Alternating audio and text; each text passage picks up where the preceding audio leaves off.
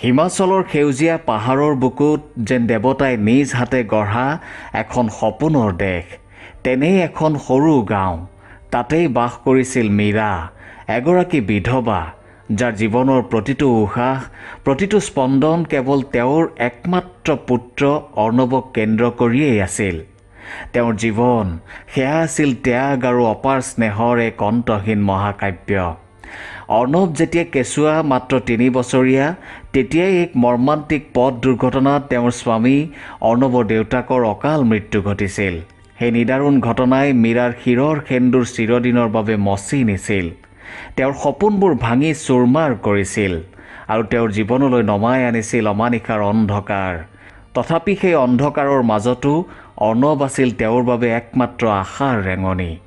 তেতিয়াৰ পৰাই মীৰা হ'ল মাতৃ, মীৰাই হ'ল পিতৃ। তেওঁৰ দিন ৰাতি, তেওঁৰ হাঁহি চকুলো, তেওঁৰ সকলো সপোন, সকলো অৰ্ণৱক কেন্দ্ৰ কৰিয়েই ঘূৰিছিল।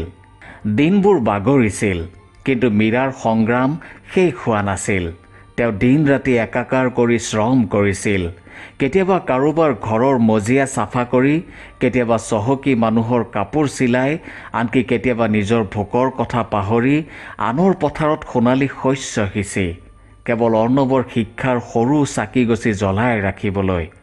তেওঁৰ হাতৰ মুঠিত অহা প্ৰতিটো আধলি, প্ৰতিটো পইচা আছিল অৰ্ণৱৰ ভৱিষ্যতৰ একোটা ইটা। কেতিয়াবা তেওঁ নিজেই আধা পিটিকৈ খাইছিল, যাতে অৰ্ণৱে পেট ভৰাই খাব পাৰে। নিজৰ ফটা চাদৰখনকে বাৰে বাৰে চিলাই লৈছিল, যাতে অৰ্ণৱৰ বাবে নতুন কিতাপ এখন কিনিব পাৰে। গাঁৱৰ মানুহে তেওঁৰ দুখ দেখি কৈছিল, মীৰা, আকৌ এবাৰ সংসাৰ কৰ, জীৱনটো অলপ সহজ হ'ব। এই কণমানি ল'ৰাটোক লৈ অকলে কিমান কষ্ট কৰিবি। তেওঁ মাথো এটি ম্লান, বিষাদ ভৰা হাঁহিৰে উত্তৰ দিছিল, অৰ্ণৱেই মোৰ জীৱনৰ সাৰথি, মোৰ উশাহ। আন কোনো ছাঁ, আন কোনো আশ্ৰয় মোক নালাগে। অৰ্ণৱ, সি আছিল মীৰাৰেই জীৱন্ত প্ৰতিচ্ছবি। চোকা বুদ্ধি, অদম্য পৰিশ্ৰম আৰু আকাশ চুব খোজা সপোন। মাকৰ ত্যাগক সি কেতিয়াও অথলে যাবলৈ দিয়া নাছিল। দিল্লীৰ এখন বিখ্যাত অভিযান্ত্ৰিক মহাবিদ্যালয়ৰ জলপানীয়ে যেতিয়া তাৰ দুৱাৰত টুকুৰিয়ালে, মীৰাৰ চকু আনন্দত জিলিকি উঠিছিল। তেওঁ নিজৰ হাতৰ শেষ সম্বল, বিয়াৰ দিনৰ সোণৰ খাৰুযোৰ আৰু কপালৰ ঘামেৰে অৰ্জা সৰু মাটিটুকুৰাও হাঁহিমুখে বিক্ৰী কৰি দিলে, যাতে চহৰৰ অচিনাকি বতাহত, নতুন পৰিৱেশত তাৰ উশাহ চুটি নহয়, তাৰ সপোনবোৰ আধৰুৱা হৈ নৰয়। যোৱাৰ সময়ত ৰেল ষ্টেচনত তেওঁ অৰ্ণৱক বুকুৰ মাজত সাৱটি ধৰিছিল। তেওঁৰ চকু চলচলীয়া হৈ পৰিছিল। কপা কপা মাতেৰে কৈছিল, শুন, নিজৰ শিপাডাল কেতিয়াও পাহৰি নাযাবি। মই নিজৰ বাবে জীয়াই থকা নাই, কেৱল তোৰ হাঁহিটোৰ বাবে, তোৰ ভৱিষ্যতৰ বাবেহে উশাহ লৈ আছোঁ। মোৰ বুকুখন গৌৰৱেৰে ভৰাই তুলিবি শুন। আৰু সি তাকেই কৰিলে। মাকৰ আশীৰ্বাদ শিৰত লৈ সি আগবাঢ়ি গ'ল। সময়ৰ নৈখন নিজৰ গতিৰে বৈ গ'ল। বছৰৰ পিছত বছৰ বাগৰিল। অৰ্ণৱ হ'ল এজন সফল নাম জ্বলা ছফ্টৱেৰ ইঞ্জিনিয়াৰ, বহুজাতিক কোম্পানীৰ মেনেজাৰ। দামী গাড়ী, বিলাসী এপাৰ্টমেণ্ট, জীৱনটোৱে তাক সকলো দিলে। আৰম্ভণিতে প্ৰতি সপ্তাহত মাকৰ মাতষাৰ শুনিছিল। চাকৰিৰ উত্তেজনা, নতুন চহৰৰ ৰং, ভৱিষ্যতৰ সপোন। মীৰাই গাঁৱৰ সৰু জুপুৰিটোত বহি পুত্ৰৰ সাফল্যৰ কথা শুনি নীৰৱে চকু লুটুকিছিল। তেওঁৰ ওঠত বিৰিঙি উঠিছিল এক অপাৰ্থিৱ সন্তুষ্ট হাঁহি। তেওঁৰ অকলশৰীয়া কোঠাৰ নীৰৱতা, দিনৰ দিনটো কাম কৰি ভাগৰি পৰা শৰীৰৰ হাড় কঁপোৱা বিষ, একোৱেই তেওঁৰ মুখত অভিযোগ হৈ নুঠিল। পুত্ৰৰ কণ্ঠস্বৰেই আছিল তেওঁৰ বাবে জীয়াই থকাৰ একমাত্ৰ সঞ্জীৱনী। তাৰ পিছত এদিন অৰ্ণৱৰ জীৱনলৈ আহিল প্ৰিয়া, এক নতুন অধ্যায়, এক নতুন ৰং। ধুনীয়া, শিক্ষিতা, আত্মবিশ্বাসী, অভিজাত চহৰীয়া পৰিয়ালৰ জীয়ৰী। কৰ্মক্ষেত্ৰতে দুয়োৰো চকুৰ মিলন হ'ল, হৃদয়ৰ আদান প্ৰদান হ'ল। মীৰাই যেতিয়া এই খবৰ পালে, তেওঁৰ মনত এক অজান আশংকাই বাঁহ লৈছিল। তথাপি পুত্ৰৰ সুখৰ বাবে তেওঁ দ্বিধাৰে হ'লেও দুহাত তুলি আশীৰ্বাদ দিলে। তেওঁ ভাবিছিল, পুত্ৰৰ সুখতেই তেওঁৰ সুখ। কিন্তু বিয়াৰ এসপ্তাহমান পিছতেই বতাহৰ গতি লাহে লাহে সলনি হ'বলৈ ধৰিলে। চহৰীয়া আধুনিকতা আৰু অভিজাত্যত অভ্যস্ত প্ৰিয়াই মীৰাৰ সৰলতা, তেওঁৰ গাঁৱলীয়া আচাৰ ব্যৱহাৰক দেখি নাক কোচালে। মীৰাৰ হাতৰ ৰন্ধনত তাই সোৱাদ বিচাৰি নাপালে। তেওঁৰ পোছাক পৰিচ্ছদক লৈ আৰ চকুৰে চালে। প্ৰায়ে অৰ্ণৱক ফুচফুচাই ক'লে, তোমাৰ মা বৰ বেছি পুৰণিকলীয়া। তেওঁ আমাৰ এই আধুনিক জীৱনশৈলীৰ লগত অকণো খাপ নাখায়। আমাৰ বন্ধুবৰ্গৰ আগত তেওঁক লৈ যোৱাটো লাজৰ কথা। অৰ্ণৱে প্ৰথমে 2 এদিন মাকৰ পক্ষ ল'বলৈ চেষ্টা কৰিলে, কিন্তু লাহে লাহে পত্নীৰ নিৰন্তৰ মোহপাশ, বন্ধুবৰ্গৰ আগত নিজকে স্মাৰ্ট দেখুওৱাৰ হেঁচা আৰু চহৰীয়া জীৱনৰ কৃত্ৰিম আভিজাত্যৰ ধামমুখীয়াত পৰি সি মাকৰ পৰা মানসিকভাৱে আঁতৰি যাবলৈ ধৰিলে। মাকলৈ কৰা ফোনৰ ঘণ্টা লাহে লাহে কমি আহিল। সপ্তাহৰ মূৰত এবাৰ হোৱা ফোনটো মাহেকত এবাৰলৈ নামিল, আৰু অৱশেষত সেয়াও কেতিয়াবা কেতিয়াবা হ'বলৈ ধৰিলে। ঘৰলৈ অহাৰ বাটটো যেন তাৰ বাবে ক্ৰমাৎ দীঘল আৰু দুৰ্গম হৈ পৰিল। মীৰাই যেতিয়া কেইদিনমানৰ বাবে পুত্ৰ বোৱাৰীৰ কাষত থাকিবলৈ হেঁপাহ কৰিলে, তেওঁলোকৰ নতুন ঘৰখন চাবলৈ মন মেলিলে, প্ৰিয়াই অতি মিঠা মাতেৰে কিন্তু দৃঢ়ভাৱে ক'লে, আমি এতিয়া বৰ ব্যস্ত মা। ঘৰত পাৰ্টি থাকে, বন্ধু বান্ধৱ আহে, আপোনাৰ অসুবিধা হ'ব, হয়তো পিছত কেতিয়াবা। মীৰাই কেতিয়াও জোৰ নকৰিলে। তেওঁ কাৰো ওপৰত, বিশেষকৈ নিজৰ পুত্ৰৰ ওপৰত কেতিয়াও বোজা হ'ব খোজা নাছিল। তেওঁৰ হৃদয়খন ভাগি গৈছিল, কিন্তু সেই ভগা হৃদয়ৰ শব্দ কোনেও নুশুনিলে। প্ৰতি সন্ধিয়া যেতিয়া গাঁৱৰ আকাশত তৰাবোৰে চকু টিপিয়াইছিল, তেওঁ নিজৰ পুৰণি সৰু ফোনটোত অৰ্ণৱৰ হাঁহি থকা ছবিবোৰ চাইছিল।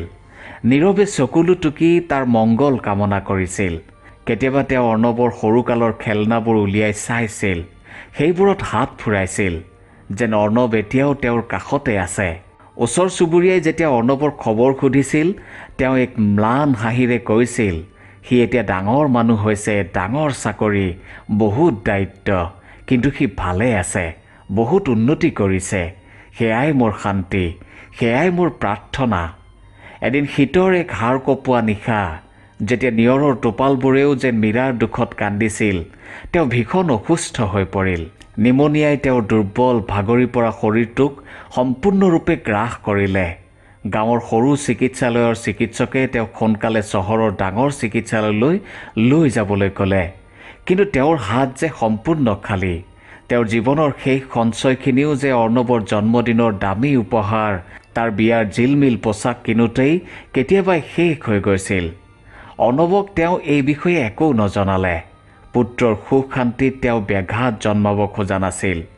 বৰঞ্চ তেওঁ এখন চিঠি লিখিলে, কপা কপা হাতেৰে, চকুৰ পানীৰে তিতি যোৱা কাগজেৰে, কিন্তু তেওঁৰ হৃদয়ৰ প্ৰতিটো শব্দ আছিল স্পষ্ট, প্ৰতিটো আখৰ আছিল জীৱন্ত।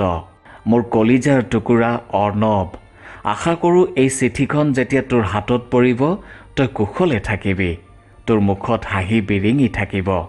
তোৰ মাতষাৰ কাণত নপৰা বহু দিন হ'ল, কিন্তু মই জানো তই নিশ্চয় ব্যস্ততাৰ সাগৰত ডুব গৈ আছ, নতুন সপোনৰ পিছত দৌৰি আছ। মই তোৰ সেই সপোনৰ বাটত কেতিয়াও হেঙাৰ হ'ব খোজা নাই। মাথো এবাৰ, এই শেষবাৰৰ বাবে মোৰ এই ভাগি যোৱা হৃদয়খন তোৰ আগত খুলি দিব খুজিছোঁ। তই জাননে শুন, দিন ৰাতি একাকাৰ কৰি ভোক পিয়াহ পাহৰি যেতিয়া মই আনৰ পথাৰত কাম কৰিছিলোঁ, তেতিয়াও মই কেতিয়াও ভাগৰ অনুভৱ কৰা নাছিলোঁ, কাৰণ মোৰ শৰীৰৰ পৰা নিগৰা প্ৰতিবিন্দু ঘাম যে তোৰ ভৱিষ্যতৰ ভেটি আছিল, তোৰ হাঁহিৰ কাৰণ আছিল।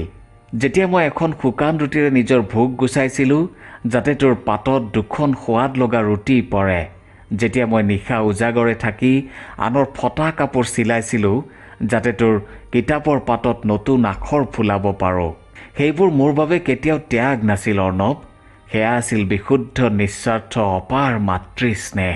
আজি মই উকা জৰাজীৰ্ণ ঘৰটোত অকলে বহি আছোঁ, চাৰিওফালে কেৱল স্মৃতিৰ ধূলি আৰু অকলশৰীয়া হুমুনিয়া। এই দেৱালবোৰত এতিয়াও তোৰ শৈশৱৰ সেই নিষ্পাপ খিলখিলনিৰ প্ৰতিধ্বনি বাজি উঠে। মই এজনীৰ বাবে ভাত ৰান্ধোঁ, নিশাৰ অন্ধকাৰত তোৰ অনুপস্থিতিত অকলে শুই থাকোঁ, আৰু তোৰ সৰুকালৰ সেই হাঁহি থকা মুখখনৰ ছবিবোৰৰ লগত কথা পাতোঁ, সিহঁতক সাৱটি ধৰোঁ। কি যে আচৰিত নহয়নে? এখন হৃদয় ইমান মৰমেৰে, ইমান স্মৃতিৰে ভৰপূৰ হৈও কেনেকৈ ইমান শূন্য, ইমান অকলশৰীয়া হৈ পৰিব পাৰে। মই তোক কেতিয়াও দোষাৰোপ নকৰোঁ মোৰ সোণ। মই যে তোক আকাশত উৰিবলৈকে ডেউকা দিছিলোঁ, আৰু তই উৰি দেখুৱালি। বহুত ওপৰলৈ উৰি গ'লি, কিন্তু কেতিয়াবা যেতিয়া ৰাতিৰ নিস্তব্ধতাবোৰ গভীৰ হৈ পৰে, যেতিয়া বাহিৰৰ বতাহজাকেও হুমুনিয়াহ কাঢ়ে, মোৰ এই বুঢ়া বুকুখন বিষাই উঠে। মই ভাবোঁ তই এবাৰলৈ হ'লেও সেই নাৰীগৰাকীক মনত পেলাবি, যিয়ে তোৰ সপোনবোৰক নিজৰ উশাহৰ বিনিময়ত, নিজৰ জীৱনৰ বিনিময়ত জীয়াই ৰাখিছিল। যদি কাইলৈ মই এই পৃথিৱীত নাথাকোঁ, যদি মোৰ চকু দুটা চিৰদিনৰ বাবে মুঠ খাই যায়, তই দুখ নকৰিবি শুন। কান্দি কান্দি নিজকে কষ্ট নিদিবি। মাথো মোৰ নামত এগছি চাকি জ্বলাই দিবি আৰু নিজকে প্ৰতিজ্ঞা কৰিবি, তই ক'ৰ পৰা আহিছিলি, তোৰ শিপাডাল ক'ত, সেই কথা তই কেতিয়াও নাপাহৰ। মোৰ বাবে সিমানেই যথেষ্ট অৰ্ণৱ, সেয়াই মোৰ মুক্তি। চিৰদিন তোৰেই, মা। চিঠিখন টেবুলতে ৰৈ গ'ল, এক অব্যক্ত বেদনা, এক অপূৰ্ণ হেঁপাহৰ নীৰৱ সাক্ষী হৈ। দুদিন পিছত যেতিয়া পুৱাৰ বেলিয়ে গাঁওখনক সাৰ পুৱাইছিল, ওচৰ চুবুৰীয়াই মীৰাক তেওঁৰ সৰু কোঠাটোত পালে। অচেতন, নিস্পন্দ, তেওঁৰ মুখত এক শান্ত বিষাদ ভৰা হাঁহি। চিকিৎসালয়ৰ দুৱাৰ চুই পোৱাৰ আগতেই তেওঁৰ জীৱননাটৰ জৱনিকা পৰিল। তেওঁ চিৰদিনৰ বাবে আঁতৰি গ'ল, পুত্ৰৰ বাবে এৰি থৈ গ'ল এক অন্তহীন অপেক্ষা। অৰ্ণৱে যেতিয়া খবৰটো পালে, সি আছিল এখন অতি গুৰুত্বপূৰ্ণ ব্যৱসায়িক সভাত, ডাঙৰ ডাঙৰ মানুহৰ মাজত। মাকৰ গাঁৱৰ পৰা অহা অচিনাকি নম্বৰ দেখি সি ফোনটো কাটি দিলে। বাৰে বাৰে বাজি উঠা ফোনৰ শব্দত তাৰ খং উঠিছিল। অৱশেষত তাৰ পত্নী প্ৰিয়াই বিৰক্তিৰে ফোনটো উঠালে। এঘণ্টাৰ ব্যৱধান। অৰ্ণৱ থিয় হৈ আছিল সেইখন গাঁৱত, সেই একেটা পুৰণি ঘৰৰ ধূলিময় চোতালত, য'লৈ এবছৰতকৈ অধিক কাল তাৰ ভৰি পৰা নাছিল। ঘৰটো যেন আৰু সৰু হৈ গৈছিল আৰু জৰাজীৰ্ণ, কিন্তু তাৰ তাৰ গোন্ধ এতিয়াও একেই আছিল, মাকৰ গাৰ গোন্ধৰ দৰে। ভিতৰত এখন সৰু পুৰণি বিচনাত তাৰ মা, নীৰৱ নিথৰ, শীতল, চিৰদিনৰ বাবে হেৰাই যোৱা। অনুশোচনা, কি যে নিষ্ঠুৰ, কি যে নিৰ্মম অতিথি। ই যেতিয়া আহে তেতিয়া হৃদয়খনক শুলেৰে বিন্ধি থৈ যায়।